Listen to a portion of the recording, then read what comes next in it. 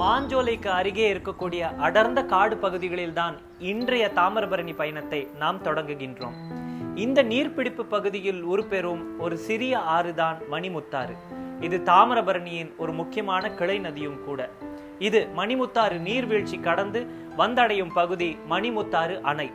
இந்த மணிமுத்தாறு அணை மற்றும் அந்த அணையிலிருந்து வெளியேறும் நீர் செல்லக்கூடிய கிராமங்கள் குறித்து இன்றைய நிகழ்ச்சியில் விரிவாக காணவிருக்கின்றோம். அது மட்டுமின்றி கோவில்குளம், பிரம்மதேசம், மன்னார் கோவில், அம்பாசமுத்திரம், கல்லிடைக்குறிச்சி, திருப்புடைமருதூர் ஆகிய ஊர்கள் சொல்லக்கூடிய பிரமிக்க வைக்கும் கதைகளையும் இன்றைய நிகழ்ச்சியில் காணவிருக்கின்றோம். இன்றைய நமது தாமிரபரணி பயணம் தொடங்குவது இங்கு மாஞ்சோலையில் இருந்து.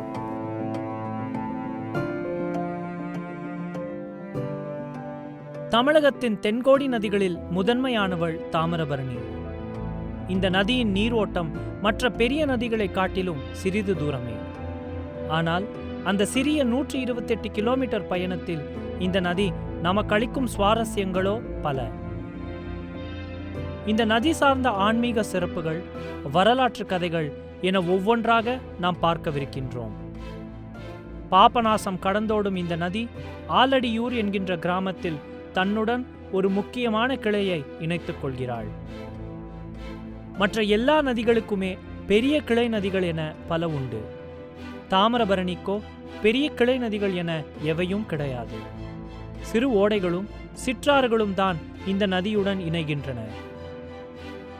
இந்த மேற்கு தொடர்ச்சி சங்கிலியில் காரையாறு, சேர்வலாறு மலைகளில் இருந்து பாபநாசம் கடந்தோடும் இந்த நதியுடன் இணைவது மணிமுத்தாறு அணை கடந்தோடி வரும் தாமிரபரணியின் ஒரு கிளை. இயற்கையாகவே மணிமுத்தாறு தாமிரபரணி ஆற்றின் கிளையாறாக இருப்பதாலும் அணைக்கட்டு அதன் குறுக்கே கட்டப்பட்டிருப்பதாலும் மேற்கண்டவாறு அழைக்கப்படுகின்றது. இது மேற்கு தொடர்ச்சி மலையில் தொடங்கி கல்லிடைக்குறிச்சி மற்றும் அம்பாசமுத்திரம் அருகே தாமிரபரணி ஆற்றில் கலக்கின்றது.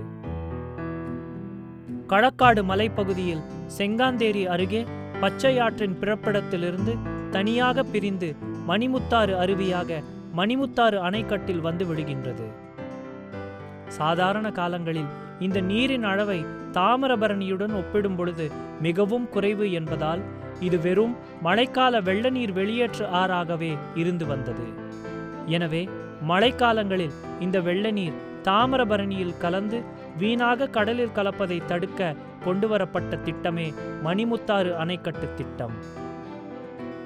மணிமுத்தாறு நீர்வீழ்ச்சி கடந்தோடி வரும் நதியின் குறுக்கே எழுப்பப்பட்டதுதான் மணிமுத்தாறு அணை.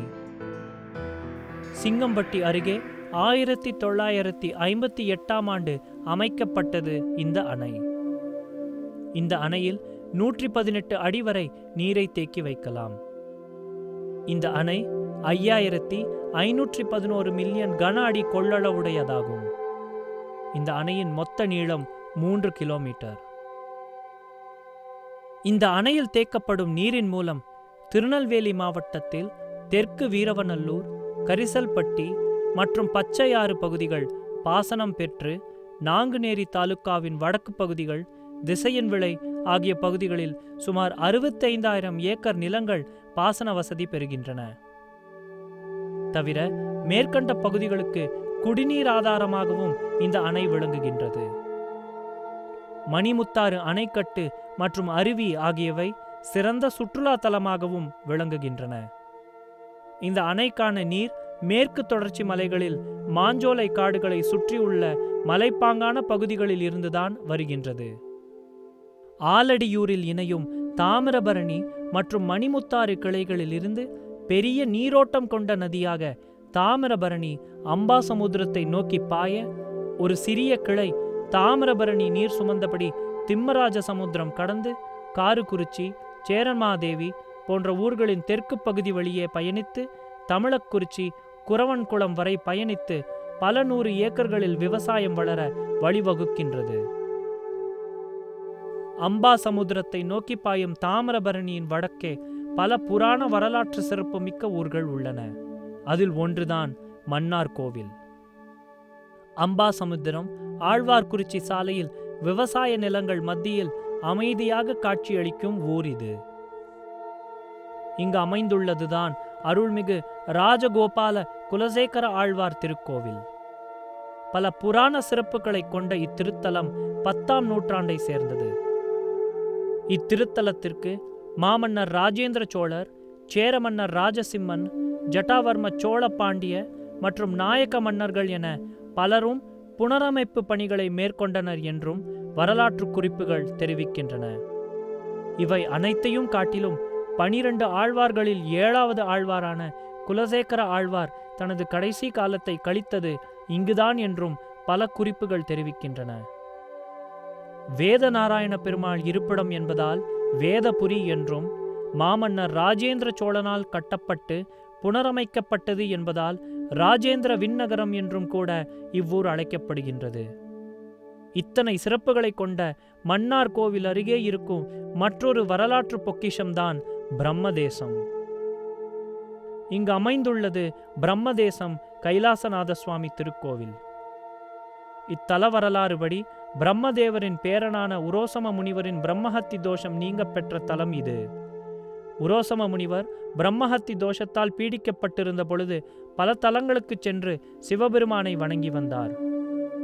முடிவில் இலந்தை வனமாக இருந்த இத்தலத்தை அடைந்து இலந்தை மரத்தின் அடியில் சுயம்புவாக இருந்த சிவலிங்கத்தை கண்டு அதன் அருகே பிரம்ம தீர்த்தத்தை உண்டாக்கி வணங்கி வந்து அதனால் தனது தோஷம் நீங்க பெற்றார் என்பது புராண வரலாறு. கடனா நதி அருகே தாமிரபரணிக்கு வடக்கே அமைந்துள்ள ஒரு செழிப்பான கிராமம் இது. இங்கு மாமன்னர் ராஜராஜ சோழனால் கட்டப்பட்டதுதான் இத்திருக்கோவில். 4 வேதங்களை வளர்க்க மாமன்னரால் தானம் செய்யப்பட்ட ஊர் இது என்பதால் இவ்வூருக்கு சதுர்வேதமங்கலம் என்ற பெயரும் உண்டு. இத்திருக்கோவிலின் கட்டிடக்கலை பிரமிப்பூட்டும் ஒன்று. பல நூற்றாண்டுகள் கடந்து கம்பீரமாய் காட்சியளிக்கும் இத்திருக்கோவிலுக்கு புனரமைப்பு பணிகளை பல மன்னர்கள் மேற்கொண்டுள்ளனர். இத்திருக்கோவில் மிக பெரிய வளாகத்தையும் கொண்டுள்ளது. தலம், தீர்த்தம், மூர்த்தி என்று 3லும் சிறப்பை பெற்றது பிரம்மதேசம். சோழர் காலத்திலிருந்து தொடர்ச்சியாக பாண்டியர், விஜயநகரர் ஆகியோரின் கட்டிடக்கலையை பெற்று இத்திருத்தலம் விளங்குகின்றது. இப்படி பிரம்மதேசம், மன்னார் கோவில் என்று சிவ வைணவ சிறப்புகளை கொண்ட தாமிரபரணி வடகரை கிராமங்கள் பல உள்ளன.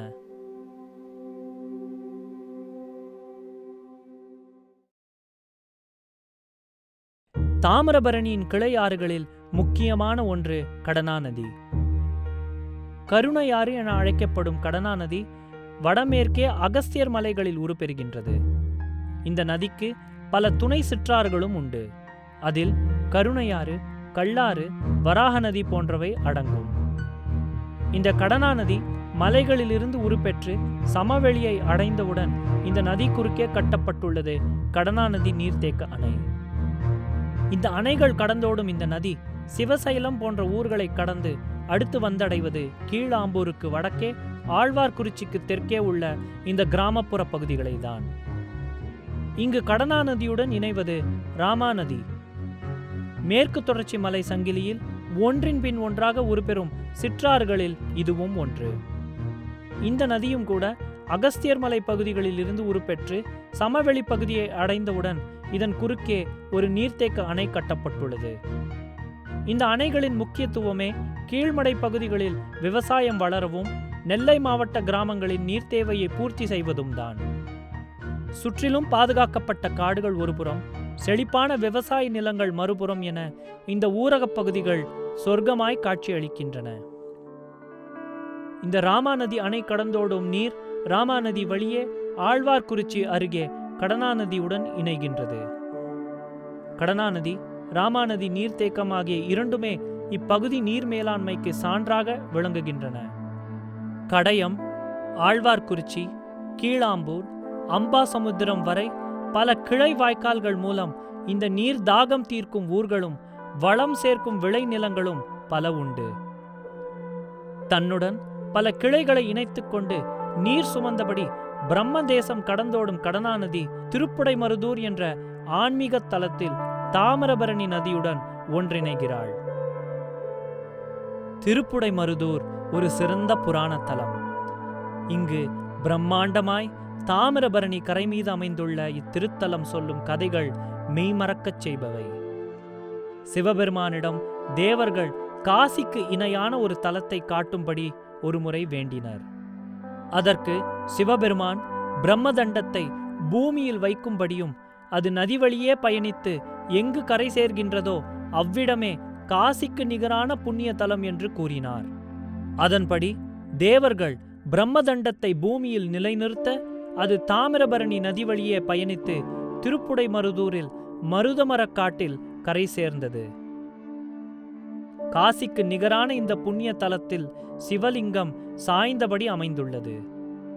அதற்கு காரணம் சிறந்த சிவபக்தர்களில் ஒருவரான கருவூர் சித்தர் சிவபெருமானை தரிசிக்க ஒருமுறை இங்கு வந்தபொழுது தாமிரபரணி ஆற்றில் கடும் வெள்ளப்பெருக்கு. இதனால் ஆற்றை கடக்க முடியாமல் அக்கரையில் மருதமரக்காட்டின் நடுவே பூத்துக்குலுங்கிய வனத்தில் அமைந்திருந்த திருக்கோவிலைக் கண்டு, நாரும்பூவின் நடுவே நிற்பவனே, நின்னை தரிசிக்க என கருள்வாயோ என பக்தியுடன் பாட, இதனை ரசித்து கேட்ட சிவபெருமான் இடது செவியில் கை வைத்து சாய்ந்தபடி திரும்பி தன்னை நினைத்தபடி ஆற்றை கடக்கும்படி சித்தருக்கு ஆசி வழங்கினார். அதன்படியே ஆற்றை கடந்து இத்தல சிவபெருமானை கருவூர் சித்தரும் வணங்கினார். கருவூர் சித்தரின் பாடலை சாய்ந்தபடி கேட்டதால் இத்திருத்தல லிங்கம் இடதுபுறம் சாய்வாக அமையப்பெற்றுள்ளது.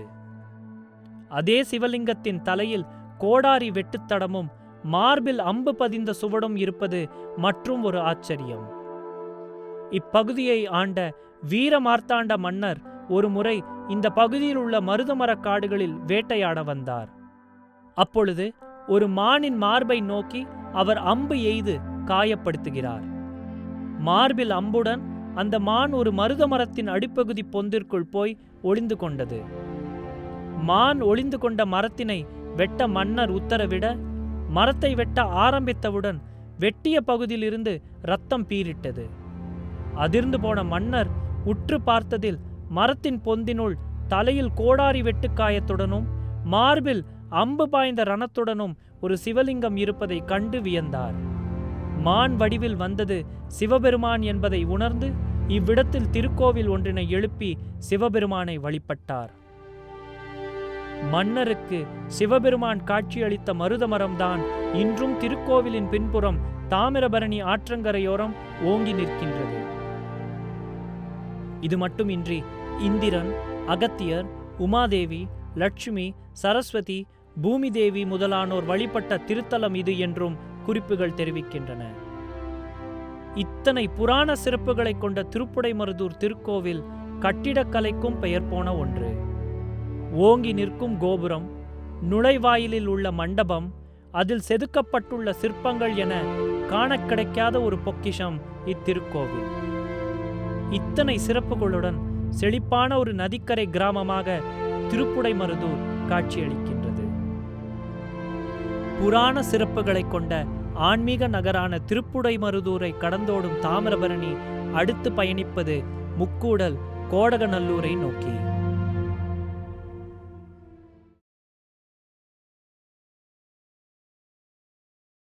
தாமிரபரணியின் தடத்தில் வழிநெடுகிலும் பல வித்தியாசமான ஊர்கள் உண்டு.